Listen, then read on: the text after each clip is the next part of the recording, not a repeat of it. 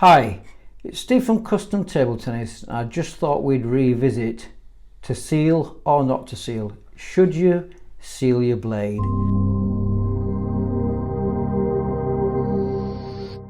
It's an ongoing argument that's been going on for 35-40 years as far as I'm concerned, and I think, why would you not seal it? Here is a blade, brand new. This side actually had glue on it. He didn't seal it, put his rubbers on.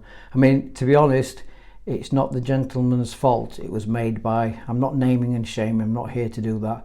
It was by one of our competitors who decided that it didn't need sealing. It's in hokey top. You can see that the plies are quite close together, so you probably wouldn't expect it to. So this side was the side with the reverse rubber, and he took the reverse rubber off, and that's what happened because the blade wasn't sealed. So that's that side.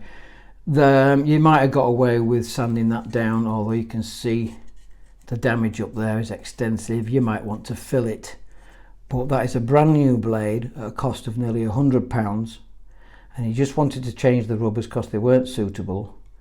And that's the side with the glue. So let's flip it over and have a look at the side that was attached with a glue sheet for ox long pimples. So ordinarily they're very, very difficult to glue with normal glue. They come flapping off, so ordinarily you would use a glue sheet. So that's bad enough, but let's have a look at the other side. As you can see, it's a £100 blade that is had a fortnight, totally ruined. We did this video 3 years ago. I think there's about 13,000 people have looked at it. So that's what happens if you don't seal your blade. Let's have a look at one that I have sealed. I think we get the picture there. That it says, is there anything I can do? I says, well, other than make another video. You're not going to sand that out because, as you can see, it's a very, very thin hinoki top. This is a legendary blade, by the way. It's a big oversized blade. It's the most cut down blade in the world. If you cut it down, it's going to become faster. But it's an NSD, Nitku Shake Defense. So legendary blade. Nothing in there, just that on the end. But it's totally ruined.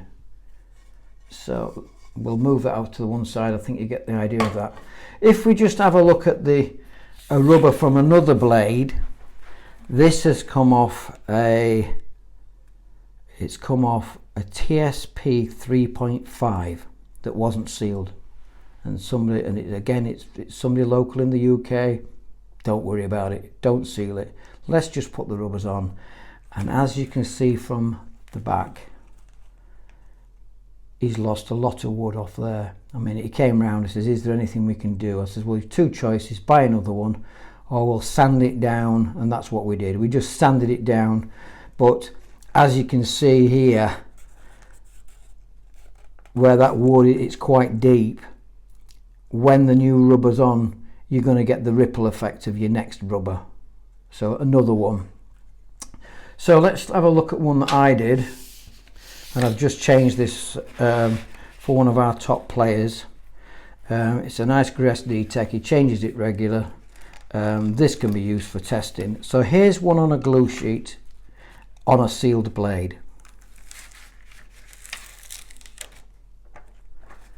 You've got to look very, very hard for one or two tiny, that's glue actually, tiny little bits of wood, tiny little splinters there, nothing that's going to affect play.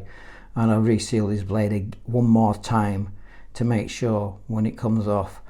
Another interesting note, these are the glue sheets that we use, and we've used them for many, many years, made in Germany, but they are quite aggressive. They're a good glue sheet. Once it's on, it's not going to fall off, but you need to seal your blade. And interestingly, when you take the top paper off before you're attaching it to your rubber, this has got a waxy bit left on it.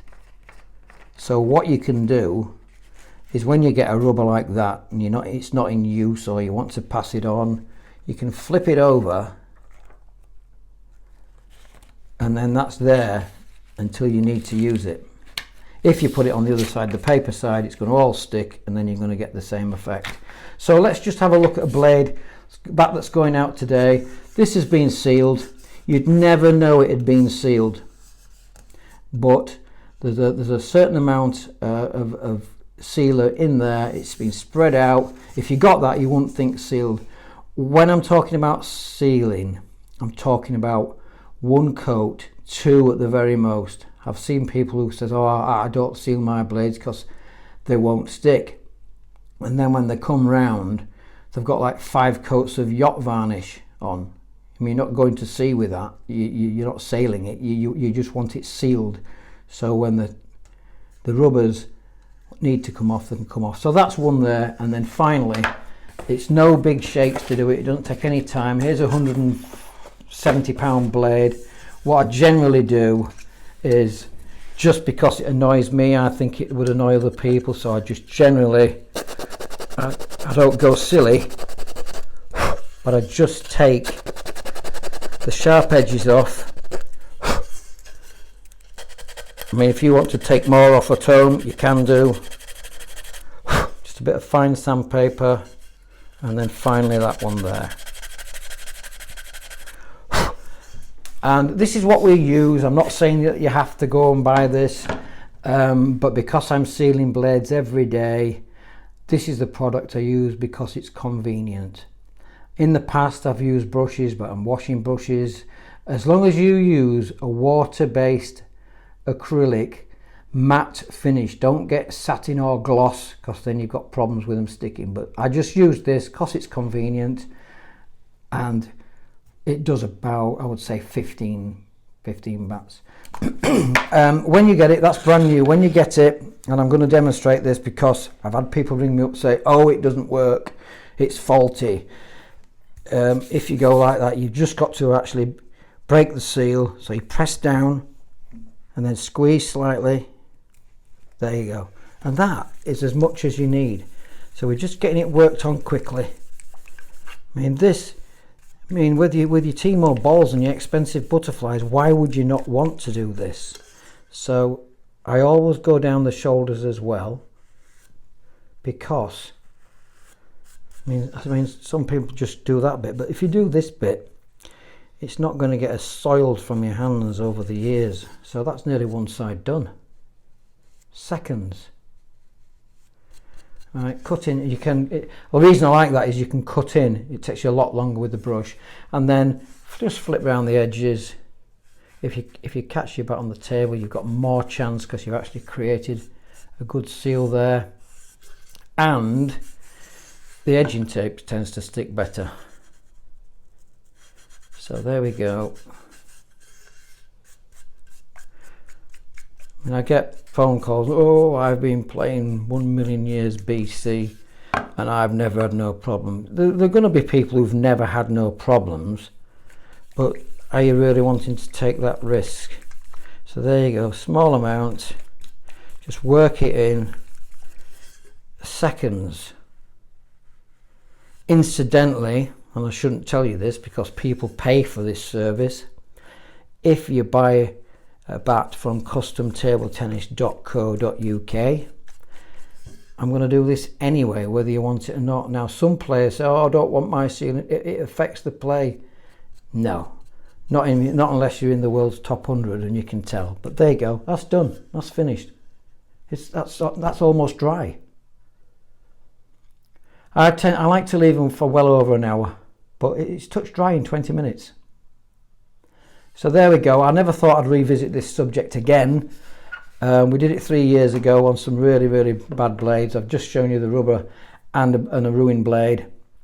This is Steve from Custom Table Tennis. If you want more videos, we've got some reviews coming very, very shortly of some interesting blades. If you just hit the subscribe button and the bell, and then you will be informed whenever we put a new video on. So there you go. Bye for now.